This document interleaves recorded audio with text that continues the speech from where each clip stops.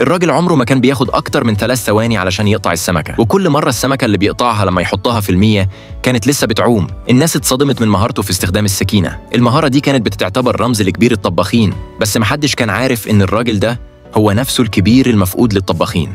كان مخبي هويته وبيشتغل مساعد في مطبخ فندق، وكل هدفه إنه يطور مهارته في السكينة. في يوم رئيس جمعية الأكل جه الفندق علشان يتغدى، ولأن المطبخ كان ناقص عمال نادوا الراجل ده يساعد. مسك خيارة وبدأ يقطعها. شيف جنبه افتكر إنه بطيء وبيتكاسل، لكن الشيف الرئيسي اتصدم من طريقته في التقطيع وحس إن الراجل ده مش شخص عادي. علشان يختبر قدرته الشيف الرئيسي خلاه يساعد شيف تاني. الشيف ده كان غيران منه واداله شغل كتير مرة واحدة، بس قبل ما يكمل كلامه كان الراجل خلص كل التحضيرات. الراجل خد إعجاب الشيف الرئيسي وبدأ يطبخ. عمل طبق خفيف من المشروم والبامبو شوت البراعم، بس الشيف الغيور غطى كل الأطباق بفلفل حار وقال إن الزباين هيحبوه.